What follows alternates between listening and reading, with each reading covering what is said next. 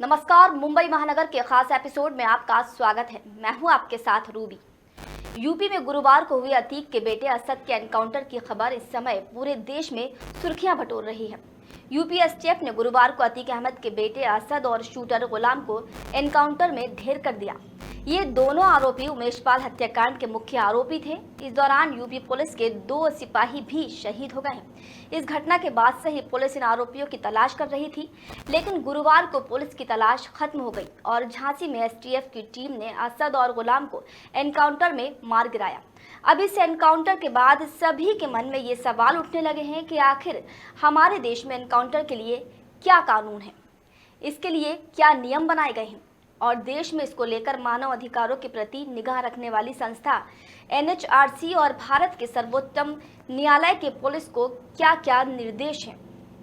तो आज के हमारे इस खास एपिसोड में हम आपको इन सभी सवालों के जवाब देने जा रहे हैं। तो सबसे पहले ये जानते हैं कि आखिर क्या कहती है भारतीय कानून की किताब। जी हाँ, भारत में कानून व्यवस्था की किताब भारतीय दंड संहिता और दंड प्रक्रिया संहिता या फिर भारत के संविधान में कहीं भी एनकाउंटर शब्द या परिस्थिति का कोई जिक्र नहीं है। लेकिन पुलिस को देश में कानून और व्यवस्था को बनाए रखने के लिए कुछ अधिकार दिए गए हैं।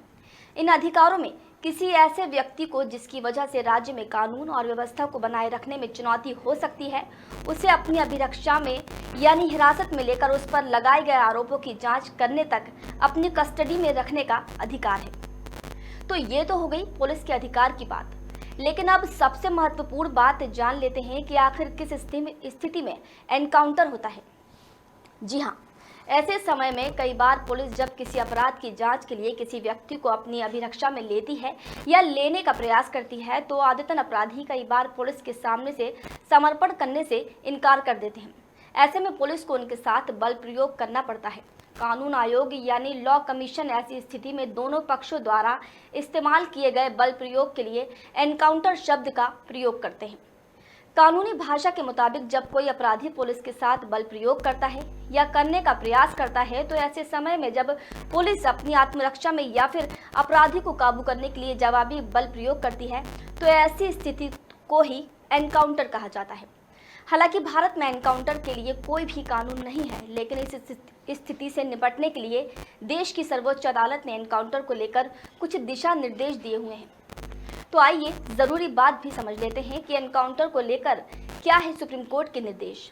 जी हाँ, सुप्रीम कोर्ट की पहली गाइडलाइन कहती है जब भी पुलिस को कोई खुफिया जानकारी मिलती है तो कोई भी एक्शन लेने से पहले पुलिस इसे इलेक्ट्रॉनिक फॉर्म में दर्ज करना जरूरी है।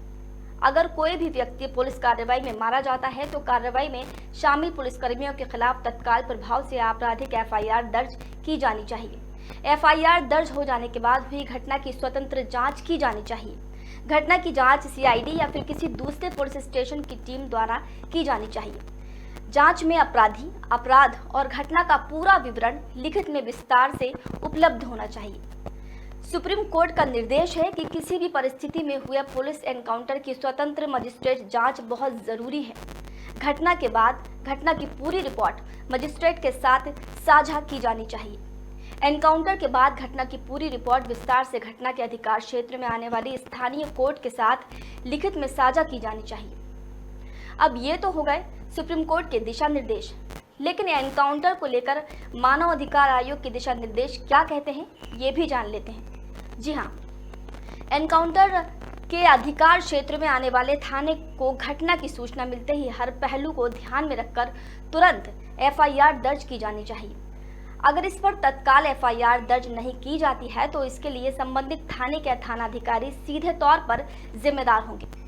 अभियुक्त की मौत से जुड़े हर तथ्य और परिस्थिति से जुड़ी हर बात को नोट किया जाना चाहिए और इससे जुड़े तत्काल कदम उठाना जाने चाहिए।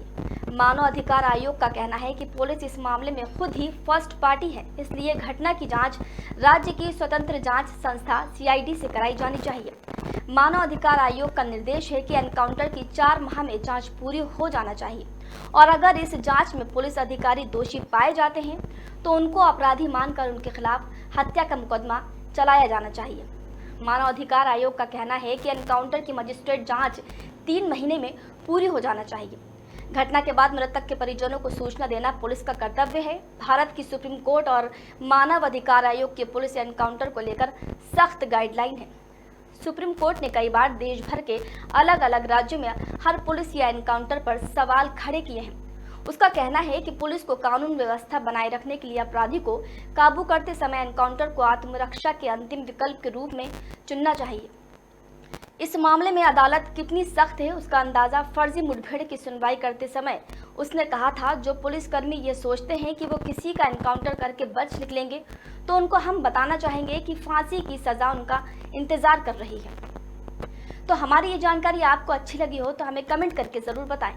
साथ ही वीडियो को लाइक, शेयर और हमारे चैनल मुंबई महानगर को सब्सक्राइब जरूर कीजिए। मिलते हैं अगले वीडियो में किसी नई जानकारी के साथ। तब तक के लिए मुझे दीजिए इजाजत। नमस्कार।